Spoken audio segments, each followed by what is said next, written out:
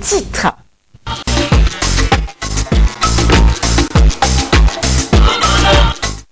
Revue des titres de ce lundi 29 septembre avec Célina Lundigo. Bonjour et bienvenue. Comment tu as bien récupéré ce matin. Oui, d'accord. Quand même. Alors, c'est pas comme nos canards qui sont toutes, la semaine à un rythme assez lent, avec une actualité, une presse, une livraison éclectique. Nous commençons par le soleil, essayons de prendre de la hauteur. Le soleil qui met l'accent sur le 15e sommet de la francophonie, les travaux du centre de Diamniadio en phase terminale, un dispositif de sécurité pour le chef d'État, près de 600 journalistes attendus. Titre le quotidien de service public.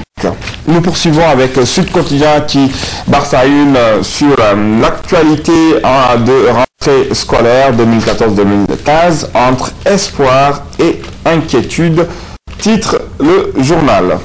Nous poursuivons avec Le Populaire, dont la une est noircie par en tout cas la réunion du directoire national de l'APR samedi, retour au quinquennat, Macky Sall qui son référendum en fin de mandat pour éviter une campagne électorale permanente et le peuple consulté avant fin 2016, injonction aux responsables de son parti par le chef de l'État, descendez sur le terrain. Nous poursuivons avec l'Observateur qui noircit sa une avec cette même actualité. Du directeur national de l'APR samedi, le grand oral politique de Macky Sall. La réunion a duré 7 heures, assure l'Observateur, et on saura bientôt le meurtrier de l'étudiant Bassirou Faye. Je ne peux pas passer temps à faire de la politique, entre autres état d'âme du chef de l'État, relayé par l'Observateur, qui donne la parole à Farba Ngom, député maire de Agnam Siwa, qui déclare « Macky n'a fait aucun tort à Karim ». Farba Senghor, qui illustre une du journal Le Quotidien, entretien avec le député de Benno Bokk Yakaar, Farba Ngom, ouvre la voie. Les responsables de la paix doivent arrêter les complots. Moustapha Diakhaté n'a pas le droit de dire certaines choses sur Macky, entre autres état d'âme relayé par Le Quotidien. Et nous poursuivons avec Libération qui parle de rémunération des présidents de conseils départementaux et des maires.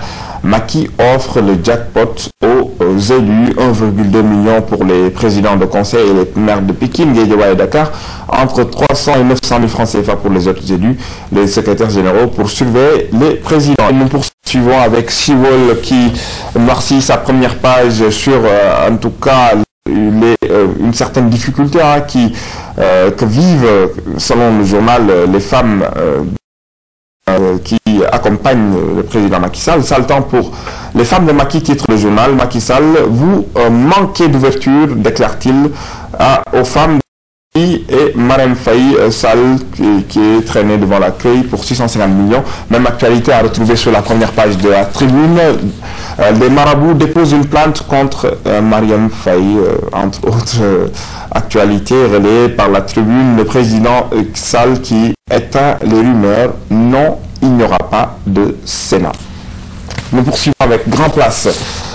Fronde dans l'institution, l'argent pollue le Conseil économique et social, titre le journal, et autre manchette sur la première page de Grand Place. C'est la révolte contre Omar Gueye, APR du fisc, et foire des commerçants. Le préfet disperse les exposants.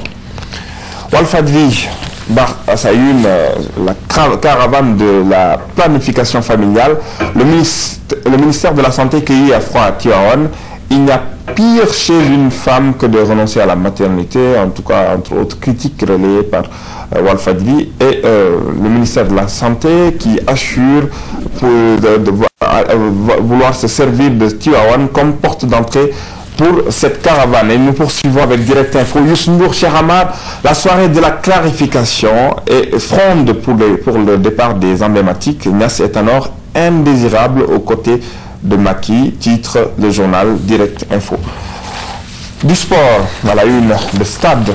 Claude Leroy, ancien sélectionneur des Lions, qui déclare « Important que Giresse et Aliou Cissé collaborent. Angleterre stoppe Newcastle à 19h, un duel entre deux lions, Papis Demba Cissé et Mambiram Diouf. Mambiram contre Papis, duel de potes, titre le journal Stade. Et nous terminons avec Sunu Lamb dont la une est illustrée par une photo de l'ancien roi des arènes, Balla Gaye 2, qui reconsidère sa position sur son combat contre Modou Lo, un éventuel combat contre Modou Lo, prêt contre Modou Lo si et seulement si nous allons revoir en tout cas les conditions fixées par le Lion de Guédiawaye dans la revue de presse. Voilà.